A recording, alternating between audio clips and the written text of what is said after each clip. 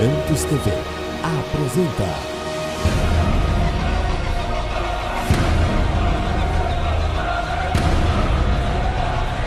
Mensagens que edificam.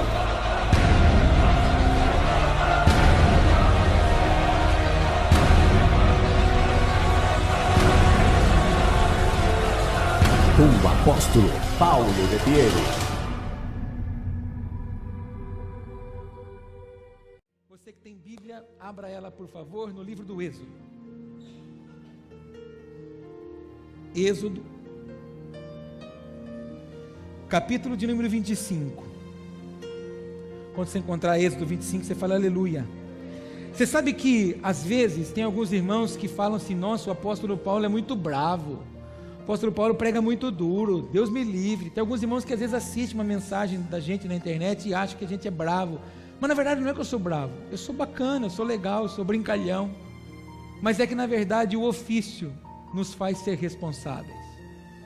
E o grande problema nosso é que nós muitas vezes somos chamados por Deus para um propósito e às vezes nós não entendemos esse propósito. Quando Deus pega você e planta você numa igreja apostólica, é porque Ele está mudando o seu nível de entendimento e de vivência. Deus está aumentando o nível de autoridade que Ele tem para você. Porque agora, quando Ele te planta numa igreja apostólica, é porque você não vai mais ser um crente pedinte. Você vai ser um homem ou mulher que vive de intimidade com o Senhor. Uma igreja apostólica não paparica ninguém. Uma igreja apostólica ativa as pessoas. Mas as pessoas às vezes nos veem pregando desta forma, às vezes com um pouco mais de dureza na palavra, e nos chamam muitas vezes de coveiro. Não, isso aí gosta de matar crente. Não, irmão, eu não sou coveiro, eu sou parteiro. Eu tenho que dar vida em você. Eu tenho que fazer você entender e reconhecer quem você de fato é. Eu preciso ativar em você o dom que Deus já ministrou na sua vida. Eu tenho que ativar em você que você não precisa viver de interferência de homens. Você é sacerdote para tocar o céu. Você pode desejar pisar no santo do Senhor para viver intimidades com Ele. Eu preciso ativar em você uma vida de experiências com o Senhor, para que você não precise ficar fazendo campanhas de 7 dias para ter uma bênção de 7 semanas. Porque o nosso Deus é o Deus de já. Se eu estiver alinhado com Ele, Ele me abençoa no que eu me preciso ser abençoado. Então a igreja apostólica faz isso. Então eu não prego de uma forma dura. Na verdade é um peso de responsabilidade.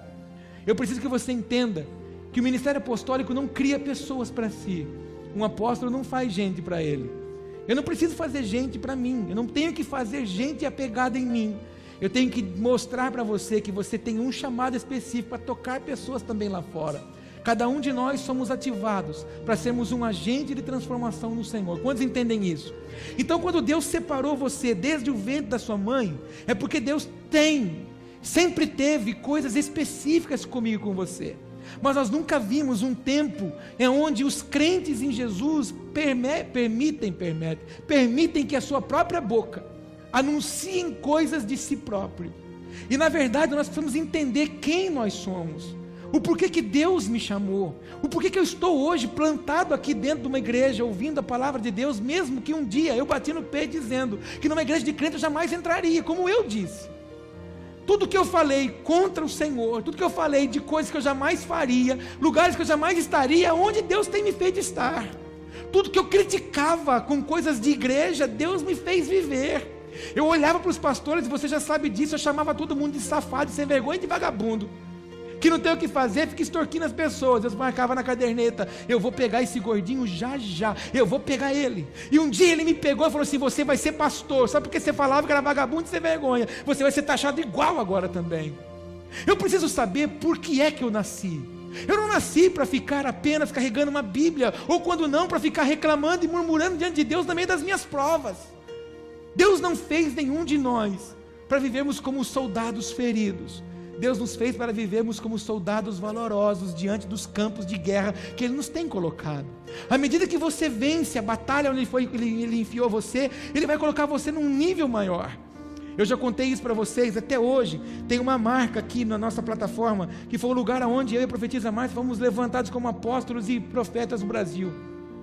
pelo conselho apostólico. Naquele dia, o apóstolo Nicolau, que foi quem ministrou a palavra naquela cerimônia, ele disse: Paulo, eu preciso que você entenda, é uma festa, é maravilhoso, sua família está feliz, os seus filhos estão alegres, a igreja está feliz, porque há uma autoridade nova, mas entenda que uma patente foi arrancada do seu braço, e uma patente nova foi colocada. Então agora o nível de guerra será maior, o nível de luta será maior, o nível de dificuldade será maior. Deus está dando porque vê capacidade em você de passar por esse campo. Eu preciso que você entenda que aonde Deus plantou você é o lugar aonde você vai triunfar em nome de Jesus. Você tem condições de passar por esse lugar, mas precisa reconhecer quem de fato você é. Quantos entendem comigo?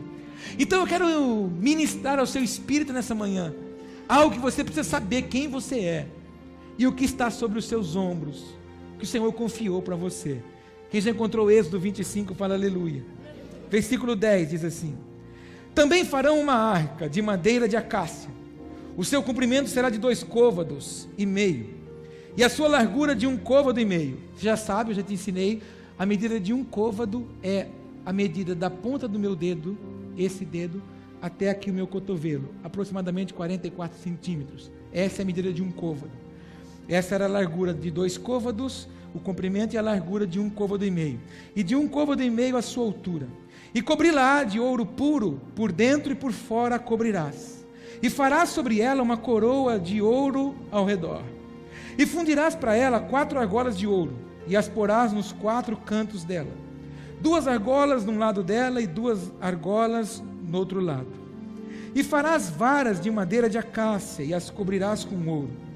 E colocarás as varas nas argolas, aos lados da arca, para se levantar com elas a arca. Diga comigo: para se levantar com elas a arca. Versículo 15: as varas estarão nas argolas da arca, não se tirarão dela. Depois, porás na arca o testemunho que eu te darei. Diga comigo: testemunho que eu te darei. Mais uma vez para gravar: testemunho que eu te darei. Também farás um propiciatório de ouro, o seu comprimento será de 2,5 côvados, e a sua largura de 1,5 côvado. Farás também 2 querubins de ouro batido os farás, nas suas extremidades do propiciatório. Farás um querubim na extremidade de uma parte, e o outro querubim na extremidade da outra parte, de uma só peça com o propiciatório. Fareis os querubins nas 2 extremidades dele. Os querubins estenderão as suas asas por cima, cobrindo com elas o propiciatório. As faces deles, uma defronte da outra. As faces dos querubins estarão voltadas para o propiciatório. E porás o propiciatório em cima da arca, depois que houveres posto na arca o testemunho que eu te darei. Diga comigo: testemunho que eu te darei. Versículo 22: e ali virei a ti, e falarei contigo de cima do propiciatório, do meio dos 2 querubins, que estão sobre a arca do testemunho, tudo o que eu te ordenar para os filhos de Israel. Quem tem ouvidos para ouvir, diga glória a Deus. Você acabou de ler comigo o relato, a instrução que Deus deu para o Moisés, de como ele construiria a arca da aliança, a arca que transportaria a glória, a presença, o estatuto, aonde Deus se manifestaria, falaria, traria instrução, aonde o sumo sacerdote depois aspergeria o sacrifício para que o Senhor pudesse lamber, tomar o sacrifício do povo. Era desta forma que o Senhor fez. Era necessário um compartimento para carregar as tábuas da lei, as instruções que o Senhor tinha dado, assim como ele explicou para o Moisés. E o que você quer dizer com isso, apóstolo? Essa semana eu fui muito ministrado pelo Espírito acerca de instruir você sobre o que eu acabei de dizer, de reconhecer quem de fato nós somos. Há um peso de autoridade, há um peso de glória, há um peso de responsabilidade que Deus impôs sobre mim e sobre você. Eu tinha falado isso para os meus filhos outro dia, a gente estava conversando essa semana, a gente conversou muito em casa sobre ministério, a gente conversou muito sobre chamado, a gente conversou muito sobre unção, a gente conversou muito sobre graça. Eu disse para eles que a unção de Deus tem preço. Você pode repetir isso comigo? A unção de Deus tem preço. Então quando nós levantamos a nossa mão e pedimos a Deus: Deus me usa, eu quero ser para o Senhor um vaso, eu quero ser para um instrumento, Senhor me dá um ministério, Senhor me faz isso, Senhor me faz aquilo, você está dizendo para Ele assim: Senhor, eu estou pronto para pagar os preços da responsabilidade de viver transportando alguma coisa do Senhor.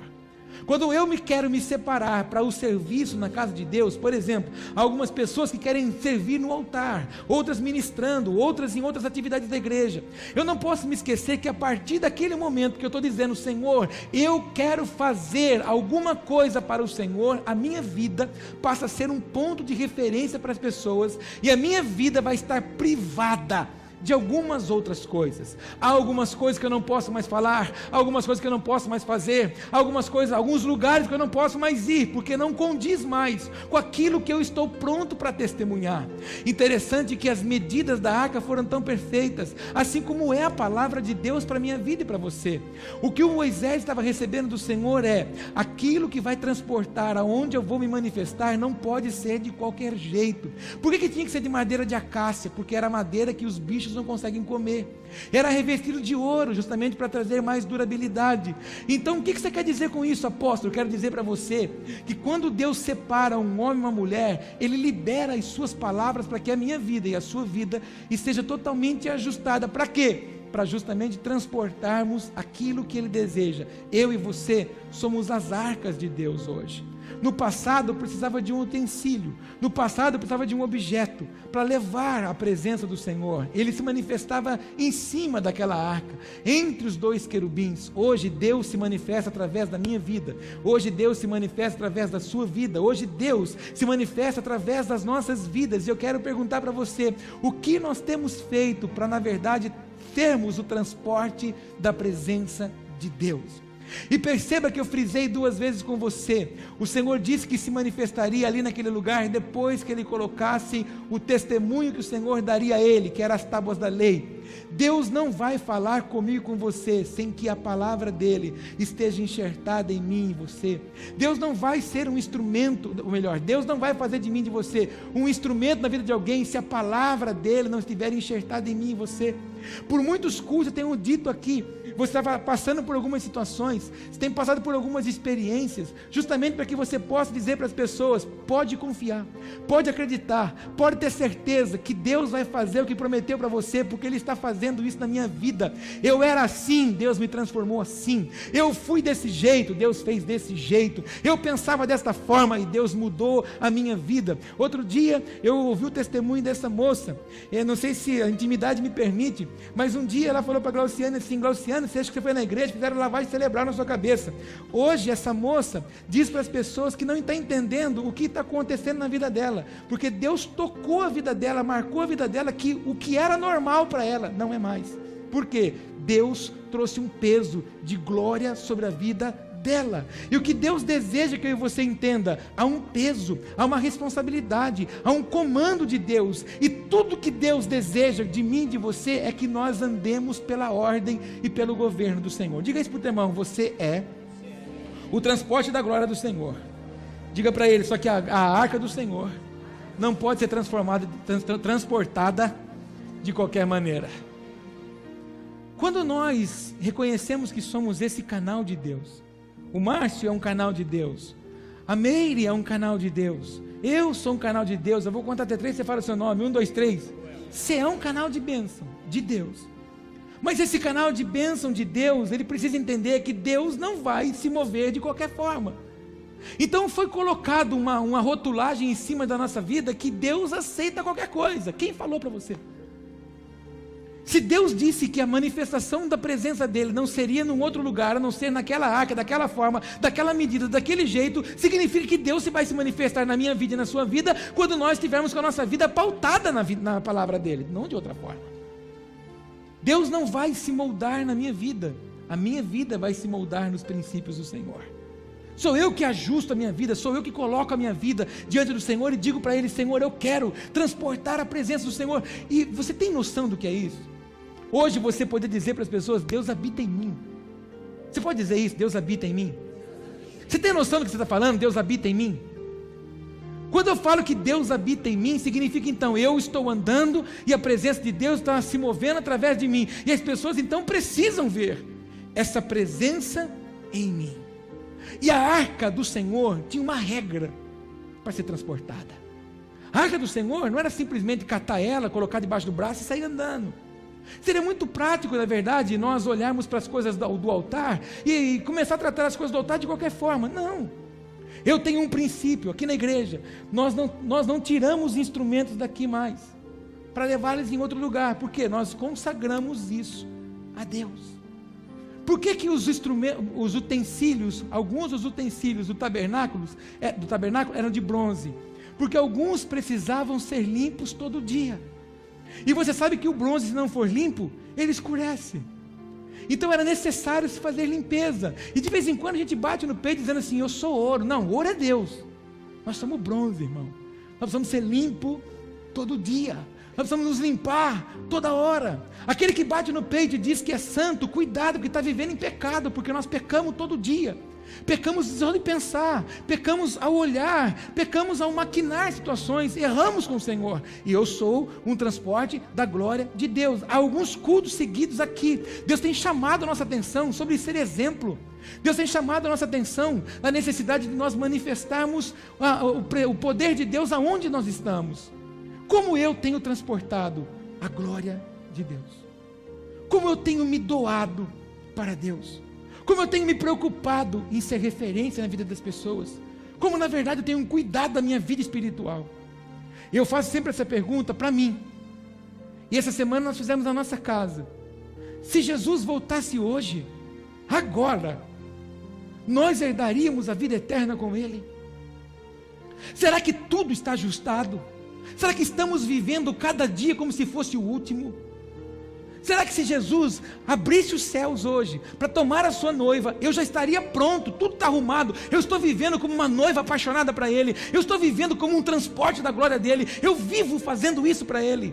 Ou eu estou preocupado ainda com algumas coisas que não aconteceram na minha vida, alguns sonhos não realizados, há alguns propósitos que não aconteceram? Não, Jesus não pode voltar agora porque eu não casei ainda, ou eu não tive filho ainda, ou eu não consegui uma casa, eu não consegui um carro. Não, Jesus não pode, eu preciso disso. Não, eu preciso ajustar a minha vida como se Ele estivesse voltando agora. É uma dinâmica tão comum. Mas feche os seus olhos um pouquinho. Você já imaginou se você fechasse Ele aqui e não abrisse mais aqui? Você iria sentir saudade desse lugar? Ou você estaria, abre os olhos, e você estaria abrindo Ele num lugar de glória? Qual é a sua expectativa para ser crente, irmão? Qual a sua expectativa dentro de uma igreja? Para estar dentro de uma igreja? Bênção, carro, casa, dinheiro, cartão pago, cura. Essa é a sua expectativa numa igreja? A minha expectativa na igreja não pode ser isso. A minha expectativa na igreja é receber as armas espirituais necessárias para que na verdade o diabo passe longe de mim dizendo: não posso tocar nesse homem, não posso tocar numa mulher. Por que na verdade eu tenho insistido nisso? Se um homem ou uma mulher cheio do Espírito Santo, o diabo não. A dona Irani chega do Espírito Santo, o diabo vai falar assim: não posso tocar nessa mulher. Como é que eu vou chegar perto dela? Ela está cheia da glória. O diabo vai olhar para a Cristina e falar assim: como é que eu vou tocar na Cristina? É uma mulher temente a Deus, vive debruçada na palavra de Deus, ajusta a vida dela para viver para o Senhor, não tem como tocar. O Senhor, quando olha para Joyce e fala: serva fiel, essa é temente, essa vive para mim. Será que a nossa vida já está assim, a ponto de nós olharmos para as coisas e dizer: isso não agrada a meu Deus? Irmãos, a minha vontade carnal, eu tenho vontade de fazer um monte de coisa, mas um dia eu já toquei no santo dos santos. Um dia Ele já se mostrou para mim. Um dia Ele se revelou para mim. E porque Ele fez isso, outro lugar para mim não importa mais viver. Eu não sei você, eu não sei qual a sua expectativa, mas a minha é essa. Não tem outro lugar que eu queira viver que não seja diante do Senhor. Pergunta para o teu irmão: tem algum lugar que você deseja viver? Que já pisou. Você pode cantar isso? O Santo dos Santos em outro lugar, não sabe viver. E onde estiver, clamar pela glória, a glória de Deus. Você pode dizer isso de novo? Quem já pisou no Santo dos Santos, em outro lugar, não sabe viver. E onde estiver, clamar pela glória, a glória de Deus. Você consegue viver em outro lugar, irmão? O que nós temos que fazer, irmãos, é matar em nós a nossa carne. E isso não é Deus quem vai fazer, isso é você que deseja fazer. Eu já contei para você que antes de me converter, eu tinha uma vida de prostituição, saía com várias meninas, bebia, andava com turma. E quando o Senhor me tomou, quem deixou de ir no boteco fui eu. Quem deixou de beber cerveja fui eu. Quem deixou de beber Campari fui eu. Não foi nenhum anjo que apareceu diante de mim e disse: eis Paulo, não beba mais, senão você morre. Não foi. Fui eu. Porque o dia que ele se mostrou para mim, o dia que ele falou assim: Paulo, você é meu, a partir de agora você vive para mim, a partir de agora eu tenho com você um propósito. Então eu disse: Senhor, não há outro lugar, não há outra coisa na minha vida que não seja te servir. E por que nós vemos hoje muitas pessoas sofrendo nas igrejas, dentro das igrejas, não é fora das igrejas, é dentro das igrejas? Porque nós vemos muitas pessoas vacilando com o Senhor, porque transportam a arca de forma errada, transportam a presença de Deus, aquilo que Deus deu. Deus deu um dom específico para cada um de nós, e nós temos que entender que dom não é ministério, é diferente. Todos somos cheios de dons, mas os ministérios nem todos vão se manifestar em plataformas, nem todos vão ter ministérios dentro da estrutura da igreja. Alguns vão ter ministério na rua, alguns vão ter ministério dentro do seu trabalho. Então o grande problema nosso é a gente confundir dom. Deus te deu dons. O primeiro dom que Ele te deu, tremendo, é os 9 frutos do Espírito. Está aí dentro. O problema é que nós não queremos usá-lo. Domínio próprio, todos nós temos. O problema é que nós não ativamos ele em nós.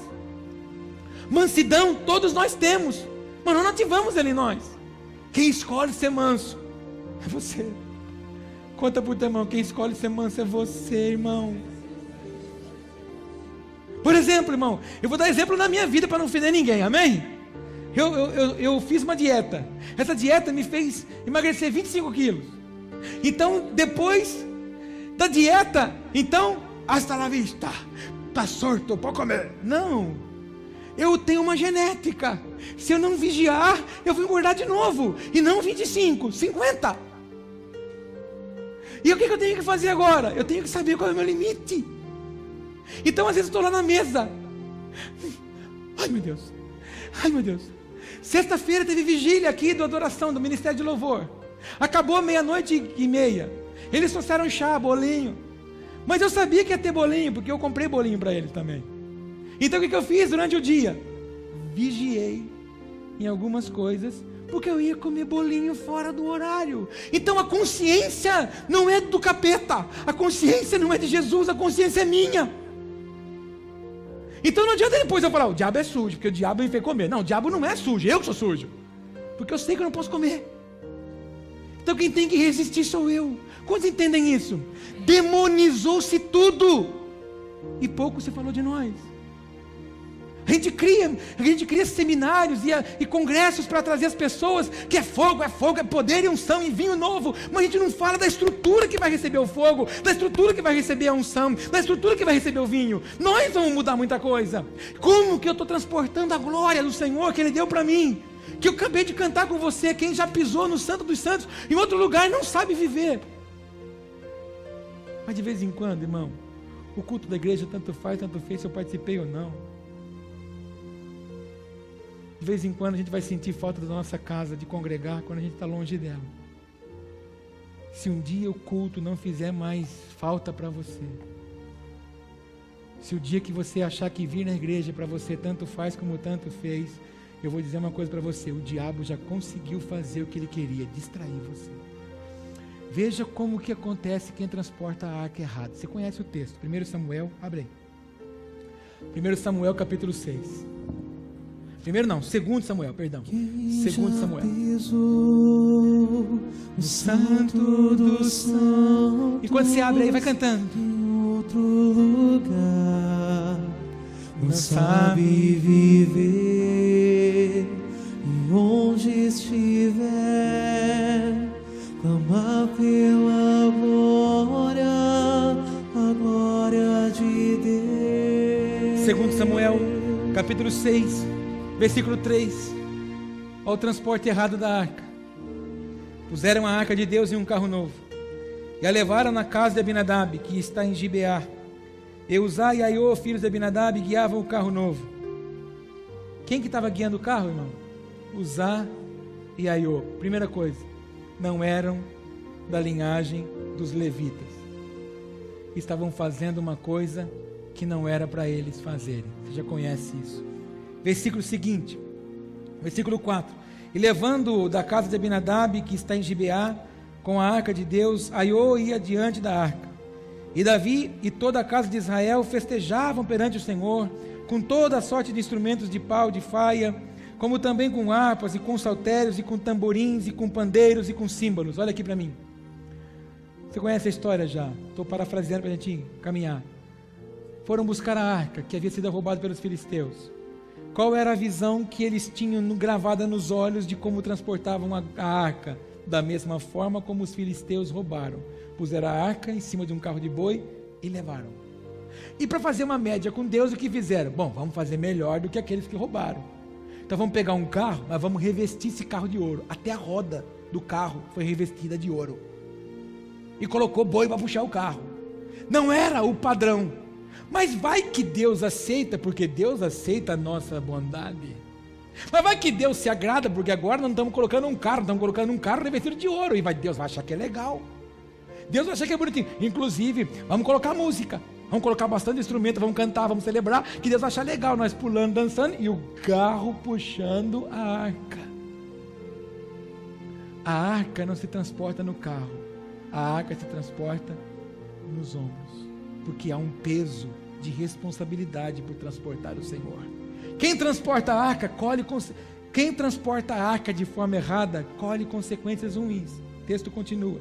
5. E Davi e toda a casa de Israel festejavam perante o Senhor com toda a sorte de instrumentos de pau, de faia, como também com harpas e com saltérios e com tamborins e com pandeiros e com símbolos. E chegando à eira de Nacon, estendeu Uzá a mão à arca de Deus e pegou nela, porque os bois a deixavam pender.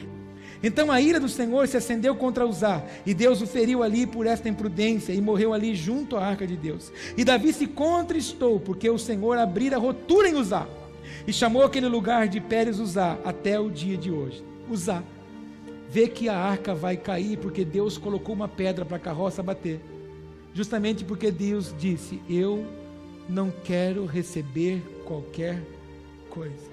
Não é assim que transporta a minha glória.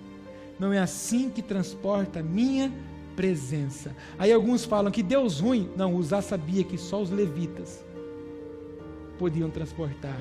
Só os levitas das linhagens dos coatitas. Se você, anota isso que gosta de anotar. Depois você lê na sua casa, Números capítulo 4. Lá, você vai encontrar a divisão que o Senhor fez para a tribo de Levi. Quando o Senhor chama a tribo de Levi, Ele pega os 3 filhos de Levi. O Gerson, o Merari e o Coate.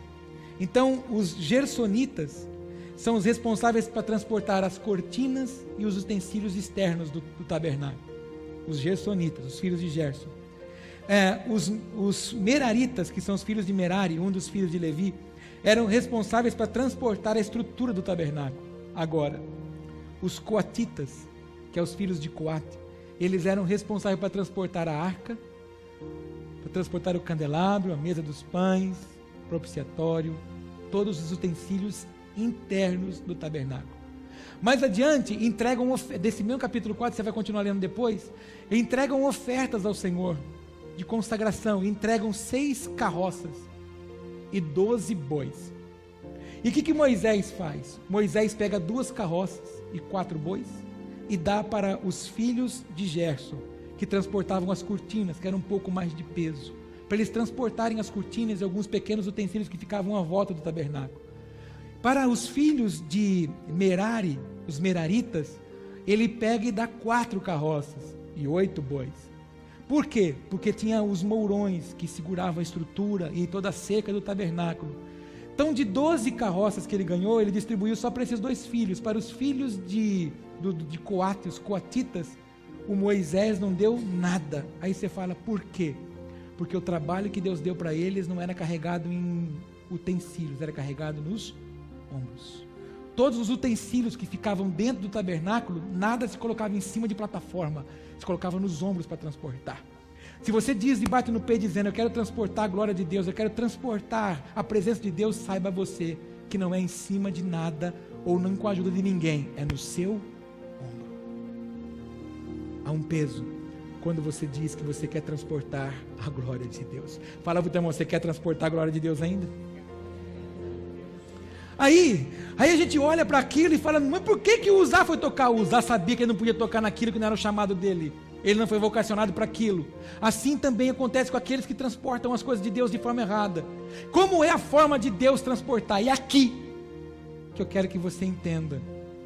De tudo que eu falei, se você levar isso aqui que você vai ouvir agora para encerrar, fala amém. Já cumpri meu papel aqui hoje. Alguns versículos mais adiante, no versículo 12, Davi fica sabendo que o povo começa a prosperar aonde a arca está. Então aí o Davi fala assim, puxa vida, a lei mosaica é diferente. O que o Senhor ordenou é que a arca seja transportada nos ombros. Então no versículo 12, então avisaram a Davi dizendo, abençoou o Senhor a casa de Obed-edom, e tudo quanto tem por causa da arca de Deus. Foi Davi e trouxe a arca de Deus para cima da casa de Obed-edom, a cidade de Davi, com alegria. Leia comigo, por favor, o versículo 13. E sucedeu que quando os que levavam a arca do Senhor tinham dado 6 passos, sacrificava bois e carneiros cevados. Há uma tradução que diz um boi e um novilho. Algumas traduções dizem assim. Como é que era que transportava mesmo? 1, 2, 3, 4, 5, 6. Abaixa a arca, levanta um altar e oferece o sacrifício. Toma a arca, dá 1 passo, 2 passos, 3 passos, 4 passos, 5 passos, 6 passos, abaixa a arca, oferece o sacrifício. Aí, essa semana eu passei olhando tudo isso. E eu fui fazer uma conta para você ter uma noção de quanto custa transportar a arca. Quantos querem transportar a arca? Quantos querem transportar a glória? Não vai ser de graça. Vai custar a sua vida. Para que ele fizesse esse trajeto de mais ou menos 12 a 13 quilômetros, da casa de Obed-edom até Jerusalém, 12 a 13 quilômetros, andando com a arca no ombro, a cada 6 passos, abaixava, levantava um altar e oferecia um sacrifício. Você leu que a cada vez que eles abaixavam a arca, eles davam um boi. Se fosse um boi e uma ovelha ou um novilho novo, vou te contar. Fiz uma conta. 1000 quilômetros, numa passada de 0,8, de 80 centímetros, nós vamos dar 1.250 passos por quilômetro. Eles andaram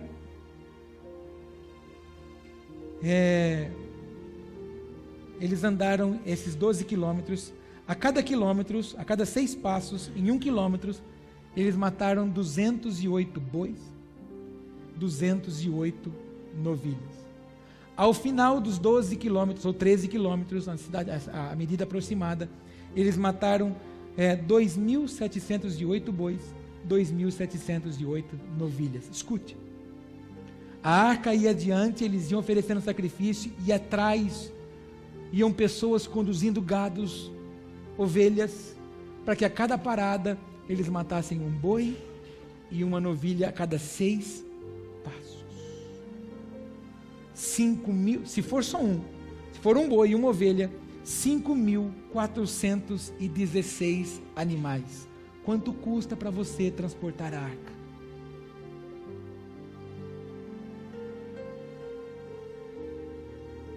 Hoje eu estou mostrando para você que esse discurso que tem de que Deus aceita qualquer coisa é enganoso e é diabólico. Deus não aceita uma vida de relaxo diante dele. Porque quando quiseram levar a arca do jeito que acharam, ele disse assim: eu não quero, eu mato quem faz isso. Eu quero que seja do jeito que eu quero. Cada 6 passos ofereça um sacrifício para mim. Aí um dia na aula até a Luciana perguntou para mim, qual era a graça de Deus? A graça de Deus é que quando a fumaça subir, ele estava dizendo: recebo esse sacrifício com cheiro suave nas minhas narinas. Meu Deus. Deus, eu te pergunto, qual é o sacrifício que você está dando para Ele? Uma cadeira de roupa que você não passou? Uma pia de louça que você deixou para lavar? Isso é sacrifício que você está achando que você está dando para Deus? Davi deu para Deus 5.000, mais de 5.000 animais para levar a arca de novo para dentro de Jerusalém. Quero te perguntar, você está disposto a carregar a arca no ombro?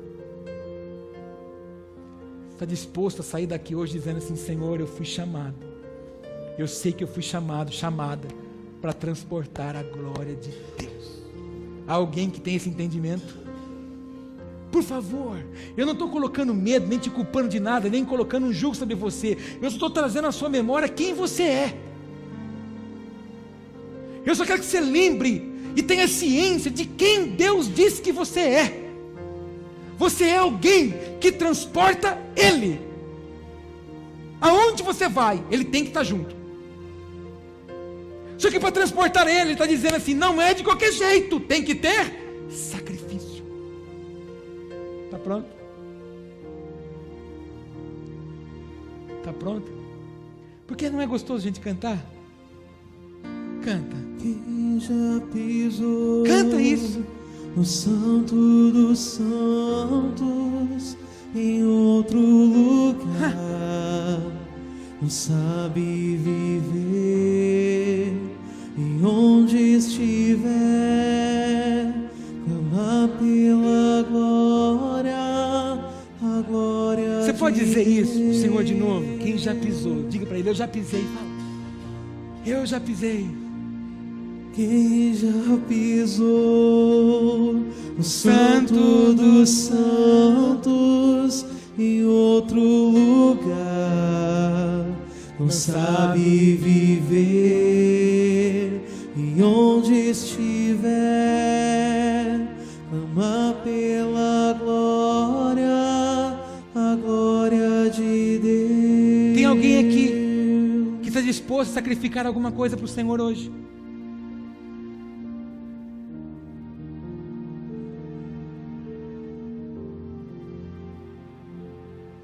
Você não entendeu? Tem alguém que está disposto a sacrificar alguma coisa para o Senhor hoje?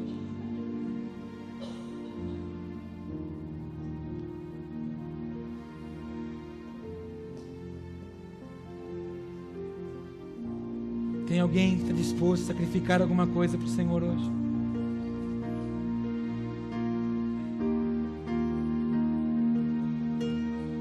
Tem alguém que está disposto a sacrificar alguma coisa para o Senhor hoje?